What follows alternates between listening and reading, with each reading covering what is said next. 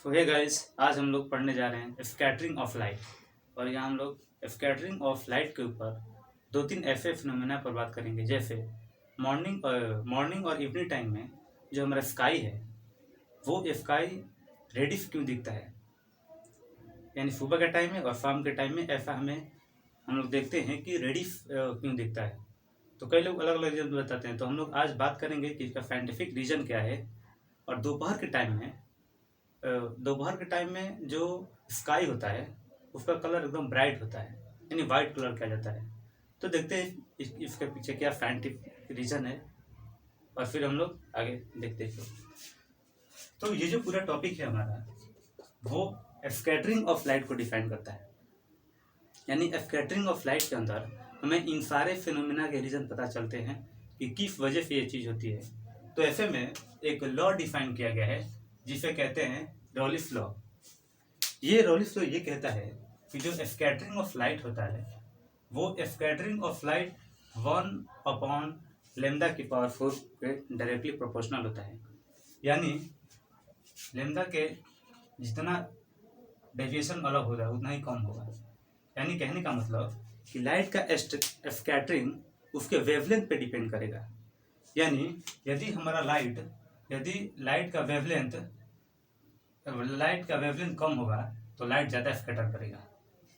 यानी जिस लाइट का वेवलेंथ जितना ज़्यादा होगा उसका स्कैटरिंग कह सकते हैं, डेविएशन कह सकते हैं, उसका डेविएशन उतना ही कम होगा। तो ऐसे में हम लोग, जैसा कि हम सभी जानते हैं कि जो हमारा वाइट लाइट होता है वो 7 कलर में कॉन्स्टिट्यूएंट होता है, जिसे हमें विगोर के नाम से जानते हैं।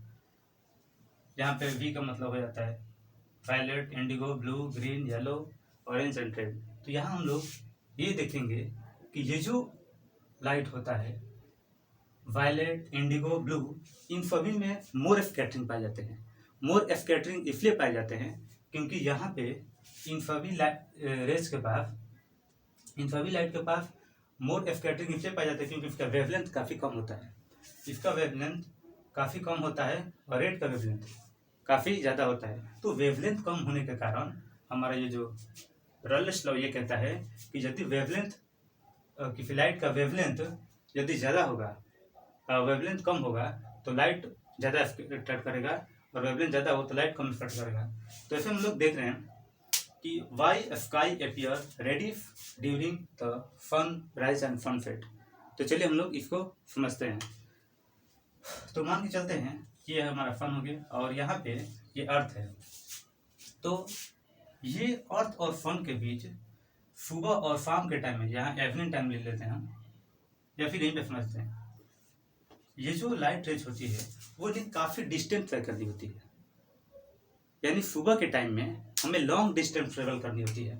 ये जो सन ऐसे घूम घूम कर दोपहर के टाइम में जब यहाँ आ जाते हैं यहाँ, तो ये जो डिस्टेंस होता है ना वो थोड़ी कम हो जाती है, और मॉर्निंग के टाइम में ये डिस्टेंस काफ़ी थोड़ा लंबा हो जाती है, जिसके कारण वो जो लाइट होता है वो वायलेट, इंडिगो और ब्लू, ये लाइट काफ़ी स्कैटर कर जाते हैं।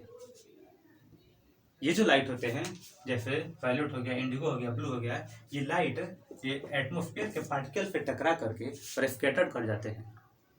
और इस पार्टिकल को टकरा करके स्कैटर हो जाने के कारण, और जो रेड लाइट है इसका काफ़ी वेवलेंथ होता है, तो वेवलेंथ ज़्यादा होता है तो इसका डेविएशन कम होता है।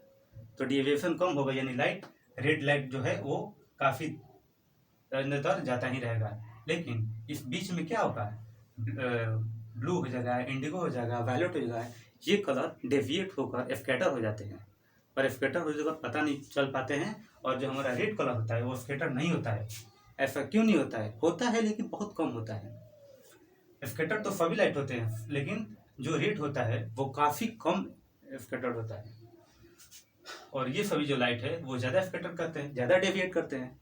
तो इस एयर मॉलिक्यूल्स के से टकराने के कारण इन जो तीनों है लाइट, इन सभी का स्कैटर हो जाते हैं, और लास्ट में क्या बचता है हमारा रेड कलर, ये काफ़ी डेविएशन अपना दे पाता है। इसलिए हमें जो मॉर्निंग टाइम में होता है वो सनराइज जो हमारा होता है वो रेड कलर की यानी रेडिश दिखाई देते हैं। और वहीं दोपहर में ब्राइट क्यों हो जाता है? दोपहर के टाइम में ब्राइट वाइट लाइट इसलिए दिख पाता है क्योंकि डिस्टेंस कम हो जाता है, और डिस्टेंस कम होने के कारण इन लाइट का जो डेविएशन हो जाता है वो बहुत कम होता है। यानी डिस्टेंस होने के कारण जो लाइट का डेविएशन है वो काफ़ी कम हो जाता है, जिसके वजह से रेडिश नहीं दिखता है बल्कि वाइट दिखता है। तो आई होप कि आप सभी को ये चीज़ें समझ में आ रही हो। सो ये हमारा रेलिफ लॉ के ऊपर बेस्ड है, स्कैटरिंग ऑफ लाइट का पूरा टॉपिक है। तो आपको समझ आया होगा। So thanks for watching my video and share with friends. Thank you.